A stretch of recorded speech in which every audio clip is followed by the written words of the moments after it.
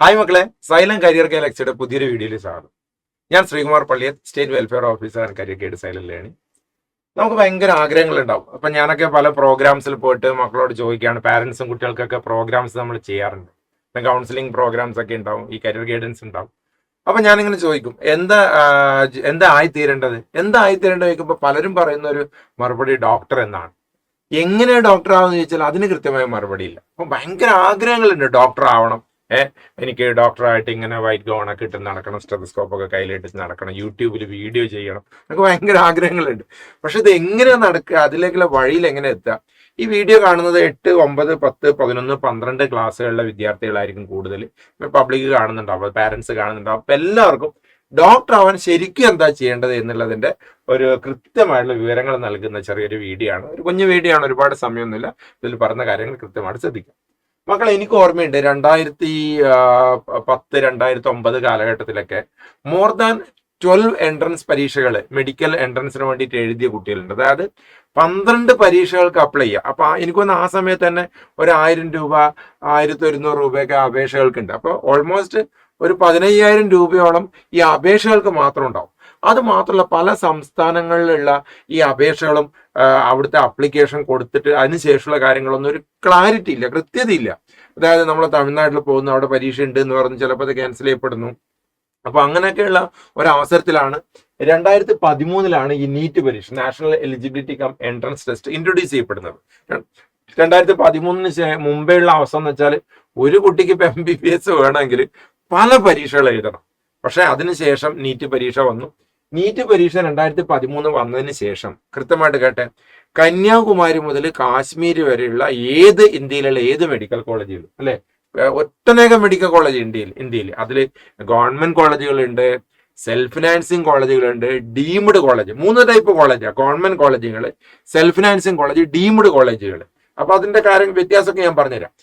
ഈ കന്യാകുമാരി മുതൽ കാശ്മീർ വരെയുള്ള ഏത് സ്ഥലത്തും നമുക്ക് പോയി പഠിക്കാം. 15% സീറ്റുകൾ. അതായത് ഇപ്പൊ കേരളത്തിലുള്ള ഒരു കുട്ടി, കേരളത്തിൽ 8ാം ക്ലാസ് പഠിച്ചുകൊണ്ടിരിക്കുന്ന കുട്ടി, ആ കുട്ടിക്ക് ഒരു ആഗ്രഹം, എനിക്ക് കാശ്മീരിൽ പോയിട്ട് അവിടെ MBBS പഠിക്കണം. ആയിക്കോട്ടെ, നിങ്ങൾക്ക് പഠിക്കാം. മറ്റൊരാളെന്ന് വെച്ചാൽ എനിക്ക് മധ്യപ്രദേശ് പഠിക്കണം. ആയിക്കോട്ടെ, പോവാം. മറ്റൊരാൾ പറഞ്ഞു എനിക്ക് തമിഴ്നാട് പോകണം. ആയിക്കോട്ടെ, പോവാം. ബീഹാറിൽ പോകണം. എവിടെ വേണമെങ്കിലും പോവാം. അങ്ങനെ പോകണമെങ്കിൽ ഇപ്പൊ അതിനുള്ള സൗകര്യം എന്താ വെച്ചാൽ നീറ്റ് എന്നുള്ള പരീക്ഷ കോഴിക്കോടാണ് കോഴിക്കോട്, തിരുവനന്തപുരം, എറണാകുളം, കാസർഗോഡ്. അവിടുന്ന് ഒരു പരീക്ഷ എഴുതിയാൽ മതി. ബാക്കി നമുക്ക് അടുത്ത സ്റ്റെപ്പുകൾ, അലോട്ട്മെന്റ് എന്നുള്ള പ്രോസസ്സ് ചെയ്തിട്ട് എവിടെ വേണം പോയി പഠിക്കാം. അതാണ് ഇപ്പൊ കുറെയൊക്കെ സ്ട്രേറ്റ് ഫോർവേഡ് ആണ്. പക്ഷേ ഈ വർഷത്തെ നീറ്റിൽ അൺഫോർച്ചുനേറ്റ്ലി 2 വർഷമായിട്ട് ചെറിയ രീതിയിലെ കോംപ്ലിക്കേഷൻസ് ഒക്കെ ഉണ്ട്. നിങ്ങൾ പത്രത്തിലൊക്കെ കേട്ടിട്ടുണ്ടാവും. ഇതിന്റെ വിവാദങ്ങളിലേക്കൊന്നും ഞാൻ പോകുന്നില്ല. കുറച്ച് ക്വസ്റ്റ്യൻ പേപ്പർ ചോർന്നു, അത്തരത്തിൽ വിവാദങ്ങളൊക്കെ ഉണ്ടായിട്ടുണ്ടായിരുന്നു. എന്നാലും പൊതുവേ നല്ല രീതിയിൽ നടത്തി വന്നൊരു പരീക്ഷയായിരുന്നു. 2 വർഷമായിട്ട് ചെറിയ ചെറിയ ബുദ്ധിമുട്ടുണ്ട്. ഇപ്പൊ റീനീറ്റ് എന്ന് പറഞ്ഞിട്ട് ഒരു പരീക്ഷയും കൂടി ഇപ്പൊ നടന്നിട്ടുണ്ട്. അത് പോട്ടെ, നമുക്ക് കാര്യമാക്കണ്ട. നമുക്ക് പോസിറ്റീവായിട്ടുള്ള കാര്യങ്ങൾ മാത്രം സംസാരിക്കാം. അപ്പൊ ഓൾമോസ്റ്റ് നമുക്കിപ്പോ സീറ്റുകളുടെ എണ്ണം പറയുകയാണെങ്കിൽ ഒന്ന് ശ്രദ്ധിച്ചേ, 1,29,000-ലധികം സീറ്റുകളുള്ള. ഇത് ഓരോ വർഷവും ഒരു 10 to 15% വർദ്ധിക്കുമെന്നാണ് കേന്ദ്ര ഗവൺമെന്റിന്റെ തീരുമാനം. അതായത് ഒരു 12,000 മുതൽ 15,000 സീറ്റുകൾ വരെ ഓരോ വർഷവും വർദ്ധിക്കുകയാണ്. അപ്പൊ എനിക്ക് തോന്നുന്നു ഇപ്പൊ 8ാം ക്ലാസ്സിൽ പഠിക്കുന്ന ഒരു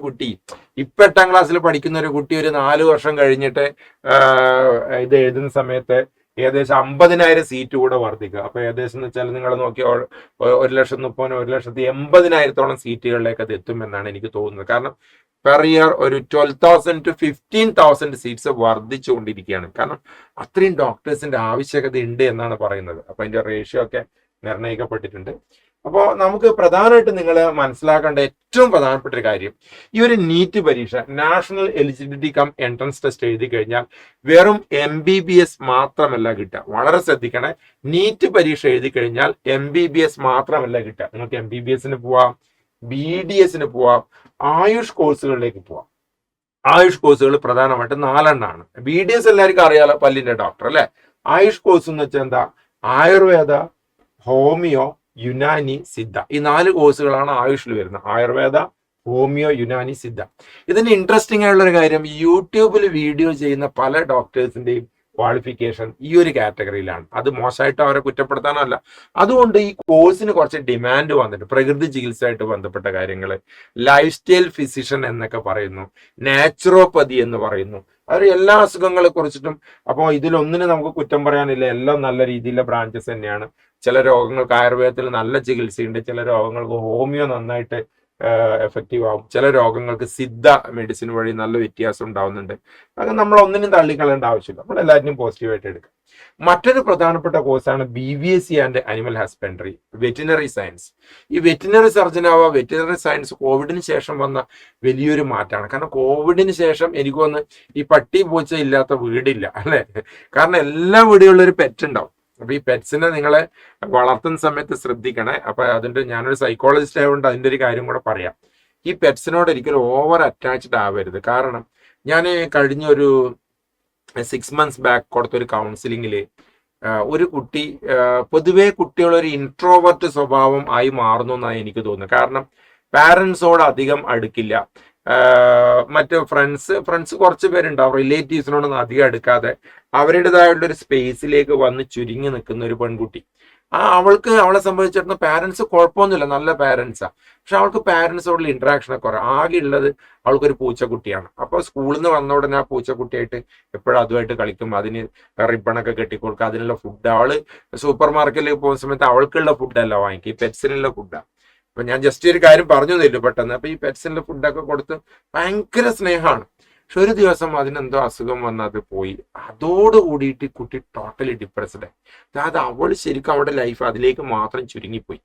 അപ്പൊ നമ്മൾ ഈ പെറ്റ്സിനെ വളർത്തുന്ന സമയത്ത് നമുക്കൊരു ബാലൻസ്ഡ് ആയിട്ട് അതിനെ കൈകാര്യം ചെയ്യണം. അതായത് പെറ്റ്സ് ഒക്കെ അത് നിങ്ങൾക്ക് സന്തോഷം നൽകുന്നു, വീട്ടിലെല്ലാവർക്കും സന്തോഷം നൽകുന്നു, പക്ഷെ എൻ്റെ സന്തോഷത്തിന്റെ താക്കോല് ഈ പെറ്റ് മാത്രമാണ് എന്ന് ചിന്തിക്കുമ്പോൾ അത് ഭാവിയിൽ പ്രശ്നം ഉണ്ടാവും. അതെല്ലാം അങ്ങനെ തന്നെ കേട്ടോ. അതൊരു റിലേഷൻഷിപ്പ് ആയി കഴിഞ്ഞാലും ഫ്രണ്ട്ഷിപ്പ് ആയി കഴിഞ്ഞാലും, അതായത് ഒരാളിലേക്ക് മാത്രം ചുരുങ്ങിപ്പോയി കഴിഞ്ഞാൽ, ഒരു കാര്യത്തിലേക്ക് മാത്രം ചുരുങ്ങിപ്പോയി കഴിഞ്ഞാൽ വലിയ പ്രശ്നം. ഞാൻ പറഞ്ഞു എന്നേ ഉള്ളൂ.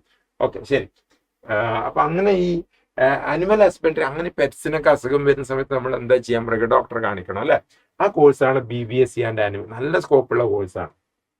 പിന്നെ BSc അഗ്രികൾച്ചർ. കേരളത്തിൽ BSc അഗ്രികൾച്ചർ പ്രവേശനം കിട്ടുന്നത് നീറ്റ് പരീക്ഷ വഴിയാണ്. ഈ അഗ്രികൾച്ചറിന്റെ ഒരു പ്രത്യേകത എന്ന് പറയുന്നത് ഏറ്റവും സന്തോഷത്തോടെ കുട്ടികൾ പഠിക്കുന്ന കോഴ്സായിട്ട് അഗ്രികൾച്ചർ പറയാറുണ്ട്. കാരണം മനുഷ്യനെ കാണേണ്ട ആവശ്യമില്ല, ചെടികൾ, മൃഗങ്ങൾ, ഒരു ചെടിയൊക്കെ നട്ടത് ഇങ്ങനെ വളർന്ന് ഇങ്ങനെ വരുന്ന സമയത്തുള്ള സന്തോഷം, അതിന് പൂക്കളും കായ്കളും ഉണ്ടാകുന്ന BSc അഗ്രികൾച്ചർ. നല്ല സാധ്യതകളുണ്ട് അഗ്രികൾച്ചർ പഠിച്ചാൽ.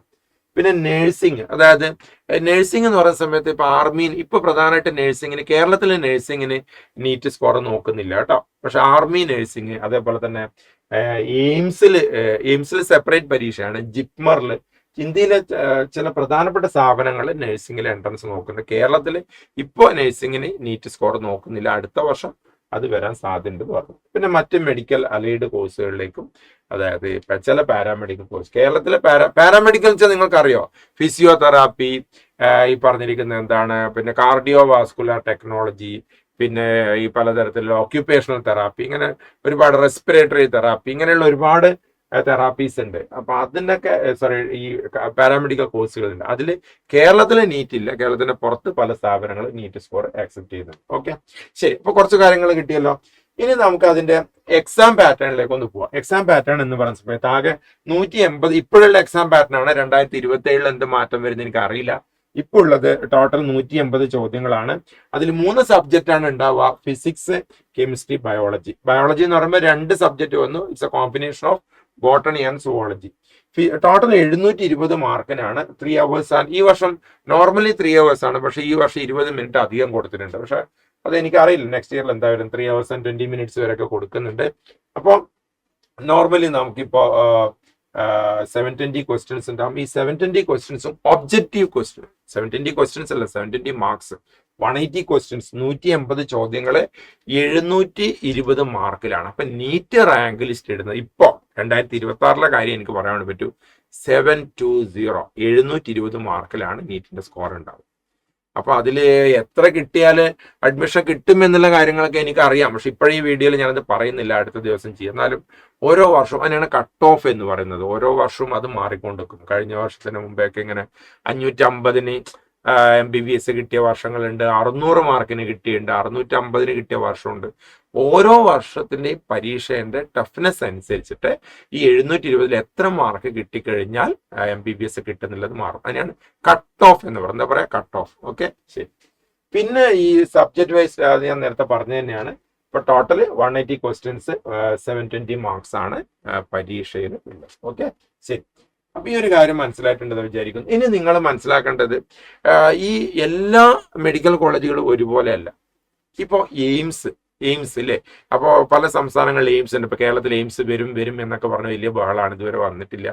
എയിംസിന്റെ ഒരു പ്രത്യേകത എന്താ അറിയോ, നിങ്ങൾ ഒരു സ്പെഷ്യാലിറ്റി ഹോസ്പിറ്റലിൽ പോകുന്നു, മിംസ് ഹോസ്പിറ്റലിലോ അല്ലെങ്കിൽ ബേബി മെമ്മോറിയൽ ഹോസ്പിറ്റലിലോ, ട്രിവാൻഡ്രത്തെ ഏതെങ്കിലും പ്രമുഖ ഹോസ്പിറ്റലിൽ, എറണാകുളത്തെ ലിസി ഹോസ്പിറ്റൽ, എവിടെയും പോകുന്നു.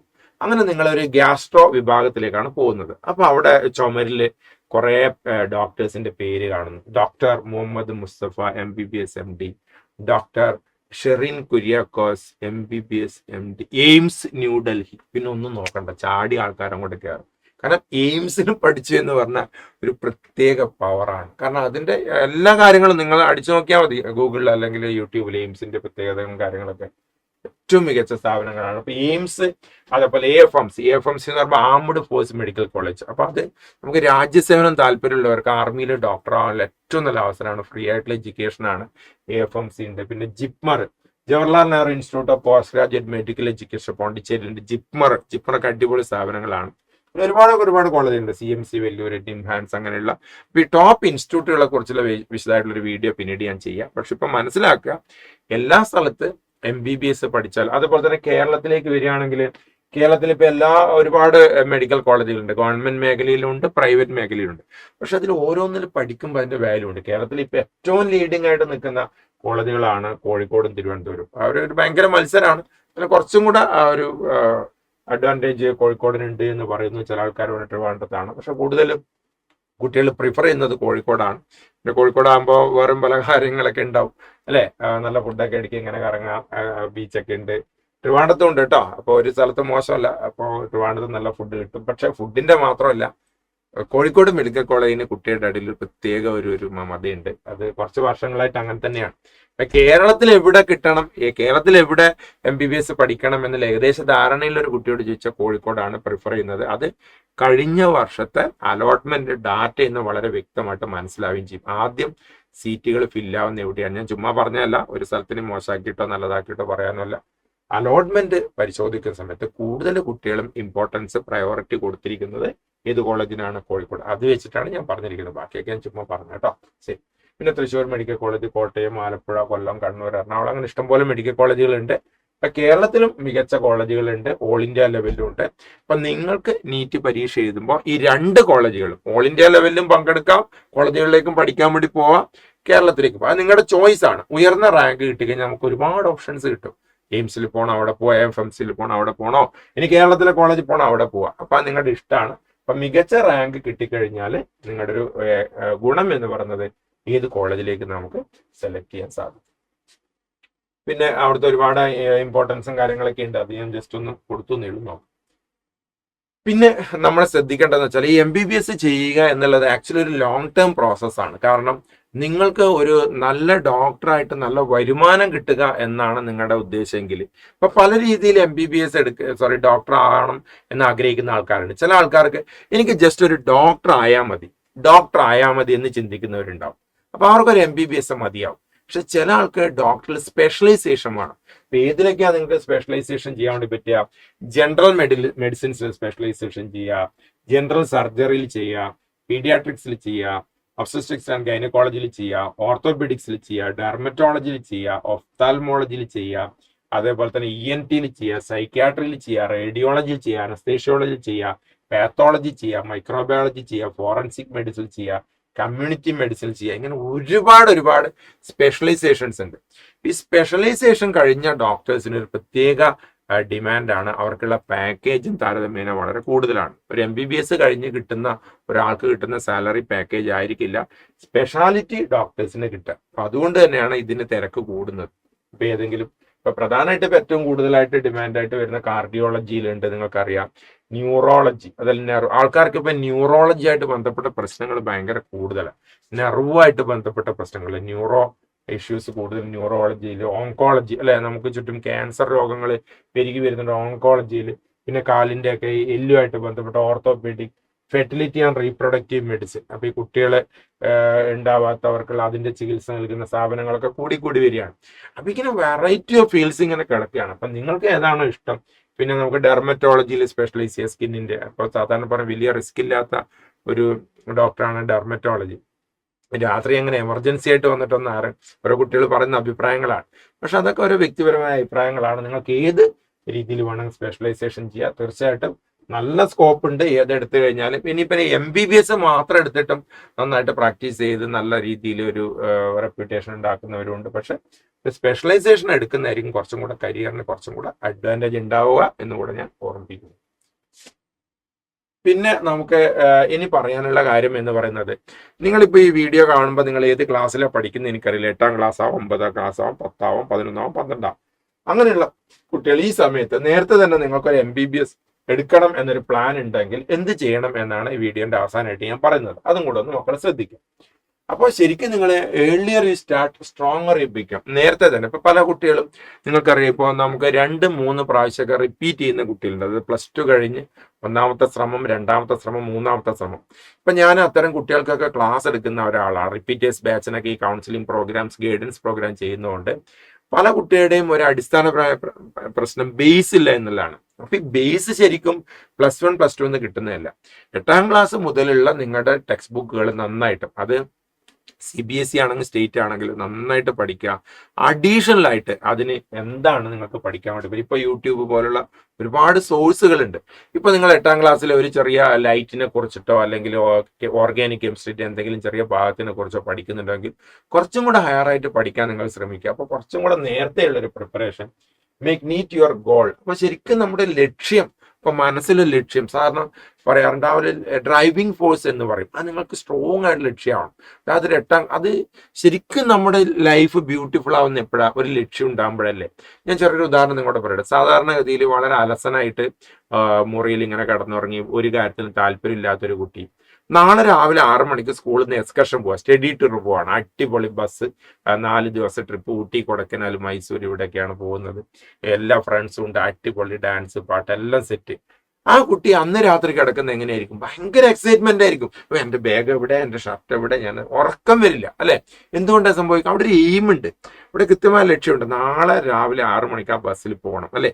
ഇത് തന്നെയാണ് ഇവിടെയും പറഞ്ഞത്. ഇങ്ങനെ ഈ ശരിക്കും ഞാൻ ഈ പഠിക്കുന്ന സമയത്തൊക്കെ, ഈ ക്ലാസ്സുകളിലൊക്കെ പോകുന്ന സമയത്ത്, പഠിക്കുന്ന സമയത്ത് ഭയങ്കരമായിട്ട് ഒരു ഇനേർട്ട്നെസ് കാണിക്കുന്ന, ഒരു നിഷ്ക്രിയത കാണിക്കുന്ന, ഒന്നിനും താല്പര്യമില്ലാത്തൊരു കുട്ടിയുണ്ട്. ആ കുട്ടിയെ സംബന്ധിച്ചിടത്തോളം ഒരു ചോദ്യം മനസ്സിൽ, ഇതെന്തിനാണ് ഞാൻ ഈ പഠിക്കുന്നത്, ഈ പഠിച്ചിട്ട് എനിക്ക് എന്താ കിട്ടുന്നത്? പഠിച്ചിട്ട് കിട്ടുന്ന ഇതാണ് എന്നുള്ള കൃത്യമായിട്ടുള്ള ലക്ഷ്യം നമ്മുടെ മുന്നിൽ ഡിഫൈൻ ചെയ്ത് കഴിഞ്ഞാൽ ഉറപ്പായിട്ടും ഓരോ ദിവസവും പവർഫുൾ ആയിട്ട് നമുക്ക് പഠിക്കാൻ സാധിക്കും. പിന്നെ ബിൽഡ് സ്ട്രോങ് ബേസിക്സ്. അത് പർട്ടിക്കുലർലി എനിക്ക് തോന്നുന്നത് ഫിസിക്സ്, കെമിസ്ട്രി, മാത്തമെറ്റിക്സ്, ബയോളജി വിഷയങ്ങൾ. ഇപ്പൊ സാധാരണ നിങ്ങൾ പറയും നീറ്റിന് മാത്സ് വേണ്ടല്ലോ, പിന്നെ എന്തിനാണ് മാത്സ് പറയുന്നത്? കാരണം +1 +2 ലെവലിലെ ഫിസിക്സിലും കെമിസ്ട്രിയിലും കൂടുതൽ മാത്തമെറ്റിക്സിന്റെ അപ്ലിക്കേഷൻ ഉണ്ട്. പ്രത്യേകിച്ച് മാത്തമെറ്റിക്സിന്റെ ട്രിഗണോമെട്രി പോലുള്ള ചാപ്റ്റേഴ്സ് അല്ലെ, അതുപോലെ ഒരുപാട് ചാപ്റ്റേഴ്സിന്റെ അപ്ലിക്കേഷൻസ് ഫിസിക്സിലും കെമിസ്ട്രിയിലൊക്കെ വരുന്നുണ്ട്. അപ്പൊ പല കോൺസെപ്റ്റ്സും നമുക്ക് ആവശ്യമായിട്ട് വരുന്നുണ്ട്. അപ്പൊ അതുകൊണ്ട് തന്നെ തീർച്ചയായിട്ടും നിങ്ങൾ എന്ത് ചെയ്യണം, ഈ ബിൽഡ് സ്ട്രോങ് ബേസിക്സ് എന്നുള്ള കാര്യത്തിൽ ഫിസിക്സ്, കെമിസ്ട്രി, മാത്തമെറ്റിക്സ് വിഷയങ്ങൾ നന്നായിട്ട് പഠിച്ചെടുക്കണം. അതിൽ ബയോളജി പിന്നെ ഞാൻ പറയുന്നില്ല, അതിന്റെ കൂടെ ഫിസിക്സ്, കെമിസ്ട്രി, മാത്തമെറ്റിക്സ്, ബയോളജി, പിന്നെ നീറ്റിന്റെ ഏറ്റവും എന്താ പറയുക, ഹൃദയം എന്ന് പറയാൻ പറ്റുന്ന സാധനം, അതിന് നല്ല താല്പര്യത്തോടെ പഠിച്ചെടുക്കുക. Consistency is the key. നേരത്തെ തന്നെ ഒരു ദിവസം ഒരു 10 മിനിറ്റ് എങ്കിലും ഇതിനെക്കുറിച്ച് ചിന്തിക്കുക, ഒരു 5 മിനിറ്റ് എങ്കിലും. എനിക്ക് നീറ്റ് കിട്ടണം, അതിന് വേണ്ടിയിട്ടുള്ള കാര്യങ്ങളാണ്. അപ്പൊ ഒരു കൺസിസ്റ്റന്റ് ആയിട്ട്, ഇപ്പൊ ആഴ്ചയിൽ ഇപ്പൊ 7 ദിവസമുണ്ട്, മാസത്തിൽ 30 ദിവസം ഉണ്ട് വിചാരിക്കാം. നിങ്ങൾ ഈ മാസത്തിൽ 1-2 ദിവസം എനിക്ക് നീറ്റ് ഡോക്ടറാണെന്ന് ചിന്തിച്ചുകൊണ്ട് കാര്യമില്ല. രാത്രി കിടക്കുന്നതിന് മുമ്പ് അല്ലെങ്കിൽ ഒരു 10 മിനിറ്റ് എപ്പോഴും കൺസിസ്റ്റന്റ് ആയിട്ട് ആ ഒരു എയിമിനെ കുറിച്ച് ചിന്തിച്ചു കഴിഞ്ഞാൽ കൂടുതൽ നിങ്ങളുടെ മനസ്സ് നിങ്ങൾ അതിനോട് അടുപ്പിച്ചോളൂ. പിന്നെ develop A winning mind set. ഇത് ഭയങ്കര ഇമ്പോർട്ടൻ്റ് ആണ്, ഈ വിന്നിങ് മൈൻഡ് സെറ്റ് എന്ന് പറയുന്നത്. കാരണം ഞാൻ ഈ റിപ്പീറ്റേഴ്സ് ബാച്ചിന്റെ ഹോസ്റ്റലിലൊക്കെ ഈ കൗൺസിലിംഗ് പ്രോഗ്രാം കൊടുക്കാൻ പോകും മക്കളെ. ഞാൻ സൈക്കോളജിസ്റ്റ് ആയതുകൊണ്ട് എനിക്ക് അവിടെ ഡ്യൂട്ടി ഉണ്ടാവും. അപ്പൊ ഞാൻ എപ്പോഴും പറയുന്ന ഒരു കാര്യം എന്ന് വെച്ചാൽ, നിങ്ങൾക്ക് നീറ്റ് കിട്ടണോ എന്ന് തീരുമാനിക്കുന്നത് നിങ്ങളല്ല, നിങ്ങളുടെ തൊട്ടടുത്തിരിക്കുന്ന ഈ റൂംമേറ്റ് ആണെന്ന് പറയും. കാരണം ഈ കുട്ടികൾക്ക് ഒരു റൂം ഉണ്ടാവുമല്ലോ ഹോസ്റ്റലിൽ, ആ റൂമിൽ റൂംമേറ്റ് ഉണ്ടാവും. ഈ വിന്നിങ് മൈൻഡ് സെറ്റ് എന്ന് പറയുന്നത് എന്താ? ഫെയിലിയർ മൈൻഡ് സെറ്റ് ഉണ്ട്. അതായത് ചില ആൾക്കാർ സംസാരത്തിലൂടെ ഒരു ഫെയിലിയർ മൈൻഡ് സെറ്റ് ഡെവലപ്പ് ചെയ്യും. ഞാൻ ചെയ്താൽ ശരിയാവില്ല, എനിക്കിത് കിട്ടില്ല, ഇതൊക്കെ എങ്ങനെയാ കിട്ടുക, ഇതൊന്നും അങ്ങനെ എത്ര പെട്ടെന്ന് കിട്ടുന്നതല്ല, ഇത്ര ലക്ഷം ആൾക്കാർ എഴുതുന്നതല്ലേ, ആകെ ഇത്ര കുറവ് സീറ്റേ ഉള്ളൂ.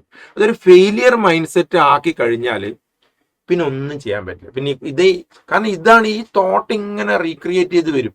ഈ തോട്ടം കൊണ്ടാണ് കുട്ടി ക്ലാസ്സിൽ പോയിട്ട് ഇരിക്കുന്നത്. അങ്ങനെ ക്ലാസ്സിൽ ഇരുന്ന് ക്ലാസ്സിലിരിക്കുമ്പോൾ കുട്ടി എന്താ ചിന്തിക്കുന്നത്, ഇതൊക്കെ ഞാൻ എന്തിനാ കേൾക്കുന്നത്, എനിക്ക് എന്തായിട്ട് ഇത് കിട്ടില്ല. അതായത് വിന്നിങ് മൈൻഡ് സെറ്റ് ഉണ്ടാവണം. വിന്നിങ് മൈൻഡ് സെറ്റ് ഉണ്ടാവണമെങ്കിൽ നമുക്ക് മെയിനായിട്ട് വേണ്ട ഐസൊലേഷനാണ്. അതായത് നമ്മൾ ഇത്തരം കാര്യങ്ങൾ വല്ലാതെ മറ്റൊരു വ്യക്തിയായിട്ട് ചർച്ച ചെയ്യേണ്ട. കാരണം അപ്പൊ എനിക്ക് തോന്നുന്നു, ഞാൻ നിങ്ങളുടെ അഭിപ്രായം പേഴ്സണലി പറഞ്ഞാൽ മതി, നമുക്ക് ചുറ്റും കാണുന്ന 10 പേരിൽ എനിക്ക് തോന്നുന്നത്, ഞാനൊരു സൈക്കോളജിസ്റ്റ് ഈ കൗൺസിലിംഗ് ചെയ്യുന്നതുകൊണ്ട് എനിക്ക് തോന്നുന്നത് 10 പേരിൽ ഒരു 7 പേരും നെഗറ്റീവ് ആയിക്കൊണ്ട് മാറിക്കൊണ്ടിരിക്കുക. നിങ്ങളുടെ അഭിപ്രായം എന്താണെന്ന് എനിക്കറിയാം. ഞാൻ ഈ കേസ് എടുക്കുന്നതുകൊണ്ട് എനിക്ക് മനസ്സിലാവുന്ന അറിയില്ല. ഡെയിലി എൻ്റെ അടുത്തേക്ക് വരുന്ന 10 പേരിൽ, ഈ കൗൺസിലിങ്ങിന് വരുന്ന 10 പേരിൽ 7 പേരുടെയും ചിന്താഗതി ഭയങ്കര എക്സ്ട്രീംലി നെഗറ്റീവാണ്. അവർ ഓരോ കാര്യങ്ങളും കാണുന്നതും ചിന്തിക്കുന്നതും ഭയങ്കര നെഗറ്റീവായിട്ടാണ്. അപ്പോൾ നിങ്ങളുടെ ഈ മൈൻഡ് സെറ്റിനെ ഏറ്റവും കൂടുതൽ സ്വാധീനിക്കുന്ന മറ്റുള്ളവരാണ്. അതുകൊണ്ട് തന്നെ ഒരു അകലം എല്ലാവരോടും പാലിക്കും. ഒരു ബാലൻസ്ഡ് ആയിട്ടുള്ള ഒരു അറ്റാച്ച്മെന്റ് മതി എന്നാണ് ഞാൻ പറഞ്ഞത്. അതിന്റെ അർത്ഥം കൂട്ടുകാർ വേണ്ട എന്നൊന്നുമല്ല. അപ്പൊ ആ വിന്നിങ് മൈൻഡ് സെറ്റിനെ ബാധിക്കുന്നത് ഡിസ്കഷൻസിലേക്കൂടെയും കമ്പാരിസണിലേക്കൂടെയാണ്. വിന്നിങ് മൈൻഡ് സെറ്റ് ഒരു ഫെയിലിയർ മൈൻഡ് സെറ്റ് ആവുന്ന 2 കാര്യങ്ങളെ കൂടെ, ഒന്ന് discussion, 2 comparison. Negative discussion, negative comparison. അപ്പൊ അതിന് ഇടയാക്കാത്ത രീതിയിലേക്ക് ഒന്ന് ശ്രദ്ധിക്കുക. പിന്നെ നേരത്തെ പറഞ്ഞ കാര്യങ്ങൾ ഒന്നും കൂടി തന്നെ റിപ്പീറ്റ് ചെയ്യാണ്. Build strong foundation, strengthen your base, core learning stage ആണ്. ഈ 8ാം ക്ലാസ്സിൽ തന്നെ നിങ്ങൾക്ക് ബിൽഡ് ദ ഫൗണ്ടേഷൻ ശരിക്കും 8-9 ക്ലാസ്സുകൾ മുതൽക്ക് തന്നെ ഫിസിക്സ്, കെമിസ്ട്രി, മാത്സ്, ബയോളജി എല്ലാം ഫൗണ്ടേഷൻ സ്ട്രോങ് ആയിട്ട് ഉണ്ടാക്കുക. 10ാം ക്ലാസ്സിലാകുമ്പോൾ ആ ഫൗണ്ടേഷൻ ഒന്നും കൂടെ, അതിന്റെ ബേസ് ഒന്നും കൂടെ സ്ട്രോങ് ആക്കുക. ഇനി 11ാം ക്ലാസ്സിലെ കുട്ടികൾ കോർ ലേണിംഗ് സ്റ്റേജ് ആണ്. കാര്യമായിട്ട് ഫിസിക്സും കെമിസ്ട്രിയും, ഫിസിക്സിലെ യൂണിറ്റ്സ് ആൻഡ് മെഷർമെന്റും, സ്ട്രേറ്റ് ലൈനും പ്ലെയിനും ലോസ് ഓഫ് മോഷൻ ഇതൊക്കെ പഠിച്ച് കോർ ലേണിംഗ് സ്റ്റേജ് ആണ് ഈ 11ാം ക്ലാസ്സിൽ. 12ാം ക്ലാസ്സിൽ ശരിക്കും എൻ്റെ പെർഫെക്ഷനാണ്. ശരിക്കും ഈ പഠിച്ച കാര്യങ്ങളുടെയൊക്കെ പെർഫെക്ഷനാണ് ഈ 12ാം ക്ലാസ്സിൽ വരുന്നത്. അപ്പോൾ തീർച്ചയായിട്ടും നിങ്ങൾ ഈ സ്മാർട്ട് സ്റ്റഡി സ്ട്രാറ്റജീസ് കൊണ്ട് ഞാൻ 1-2 കാര്യങ്ങൾ അവിടെ പറഞ്ഞിട്ടുണ്ട്. ഈ NCERT CBSE students NCERT text book നന്നായിട്ട് പഠിക്കുക, ഷോർട്ട് നോട്ട് ഉണ്ടാക്കാൻ വേണ്ടി പഠിക്കുക. അപ്പൊ ഞാൻ നിങ്ങളോട് എപ്പോഴും പറഞ്ഞൊരു കാര്യം, നമ്മൾ ഒരു വലിയൊരു പുസ്തകം ആരോ പ്രിന്റ് ചെയ്ത് ആരോ എഴുതിയ പുസ്തകം വായിക്കുന്നതിനേക്കാളും നമ്മൾ അതിന്റെ ഷോർട്ട് നോട്ട്സ് ഉണ്ടാക്കുമ്പോൾ അത് നമ്മുടേതായിട്ട് മാറും.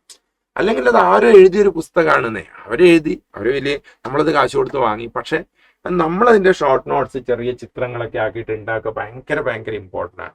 മൈൻഡ് മാപ്പ് പോലുള്ള സംഗതികൾ, പിന്നെ ചെറിയ ഡയഗ്രം, ചെറിയ ചിത്രങ്ങൾ വരക്കാൻ പഠിക്കുക. അപ്പൊ ചെറിയ മനുഷ്യന്റെ ചിത്രവും അതുമായിട്ട് അറ്റാച്ച് ചെയ്ത ആറോസ് ഒക്കെ ഇട്ടിട്ട് നിങ്ങൾ യൂട്യൂബിൽ നോക്കിയാൽ തന്നെ, ഗൂഗിളിൽ അടിച്ചാൽ തന്നെ കാണും ഏതെങ്കിലും ഒരു ചാപ്റ്റർ. ഇപ്പൊ ഫിസിക്സിലെ ലോസ് ഓഫ് മോഷൻ എന്ന ചാപ്റ്ററിന്റെ ഷോർട്ട് നോട്ട് വിത്ത് ഫിഗേഴ്സ് അടിച്ച് അപ്പോഴത് കിട്ടും. കാരണം പണ്ടത്തെ കാലമൊന്നുമല്ല, മൊബൈലിൽ നിങ്ങൾ ആക്റ്റീവായിട്ട് ഉപയോഗിക്കുകയാണ്, ഇങ്ങനത്തെ ഒരുപാട് കാര്യങ്ങൾ ചെയ്യാൻ പറ്റും. അപ്പോൾ അങ്ങനെയുള്ള പുതിയ ട്രിക്സ് ഒക്കെ ആക്കിയിട്ട് നിങ്ങൾക്ക് മൊബൈലിൽ നിന്നൊക്കെ കുറച്ചൊരു ഡിസ്ട്രാക്ഷൻ, മൊബൈൽ പോലെ അതിന്റെ അടുത്തൊരു സെഷനിൽ ഞാൻ മൊബൈൽ അഡിക്ഷനെ കുറിച്ചുള്ള ഒരു ക്ലാസ് ഡീറ്റെയിൽ ആയിട്ട് എടുക്കുന്നുണ്ട്. ആ സമയത്ത് നമുക്ക് പറയാം. അപ്പൊ ഇന്നത്തെ ഒരു സെഷനിൽ നിങ്ങൾക്ക് നീറ്റിനെ കുറിച്ചിട്ട് ഏകദേശം ഒരു ധാരണ കിട്ടിയെന്ന് കരുതുകയാണ്. എന്താണ് നീറ്റ്? സാധാരണ ഇതിൽ പരീക്ഷ നടക്കുന്നത് മെയ് മാസത്തിലാണ്. ആരാണ് നടത്തുന്നത്, അതിന്റെ ക്വസ്റ്റ്യൻ പാറ്റേൺ നീറ്റിൽ നേരത്തെ കിട്ടണമെങ്കിൽ എന്താ ചെയ്യേണ്ടതെന്നൊക്കെ. അപ്പൊ മക്കളെല്ലാവരും വീഡിയോസ് കാണുന്നുണ്ടെന്ന് വിശ്വസിക്കുകയാണ്. നിങ്ങൾക്ക് ഇനി ഏതെങ്കിലും കൂടുതൽ ടോപ്പിക്കിനെ കുറിച്ച് അറിയണമെന്നോ, ഇനി നമ്മൾ അടുത്തതിൽ പഠനമായിട്ട് ബന്ധപ്പെട്ട ഓർമ്മ, ഇപ്പൊ ചില കുട്ടിയുടെ പ്രശ്നം വെച്ചാൽ ഓർമ്മ നിൽക്കുന്നില്ല, പഠിച്ചിട്ട് ഓർമ്മ നിൽക്കുന്നില്ല. ചില ആളുടെ പ്രശ്നം ഓവർ തിങ്കിങ് ഭയങ്കരമായിട്ട് വരുന്നു. ചില ആൾക്കാർക്ക് നെഗറ്റീവ് തോട്ട് വരുന്നു, ഫ്രണ്ട്സോടുള്ള കമ്പാരിസൺ വരുന്നു. ചില ആൾ ഫ്രണ്ട്ഷിപ്പിലേക്ക്, ലവ് അഫെയറിലൊക്കെ കൂടുതൽ ശ്രദ്ധ പോകുന്നു. ഇങ്ങനെ വിവിധ വിഷയങ്ങളെ കുറിച്ച് സൈലന്റ് കരിയർ ഗാലക്സിയിൽ നമ്മുടെ സെഷൻസ് ഉണ്ടാവും. അപ്പോൾ തീർച്ചയായിട്ടും നിങ്ങൾക്ക് എന്തൊക്കെയാണ് വേണ്ടതെന്ന് നിങ്ങൾ കമന്റിലേക്ക് കൂടെ അറിയിച്ചു കഴിഞ്ഞാൽ തീർച്ചയായിട്ടും ഞാൻ അതൊക്കെ വായിച്ചിട്ട് അടുത്ത പ്രോഗ്രാമിൽ അതൊക്കെ ഉൾപ്പെടുത്താം. അപ്പൊ മക്കൾക്ക് എല്ലാവർക്കും ഈ വീഡിയോ ഇഷ്ടമായെന്ന് വിചാരിക്കുകയാണ്. അടുത്ത വീഡിയോ ആയിട്ട് കാണാം. Thank you.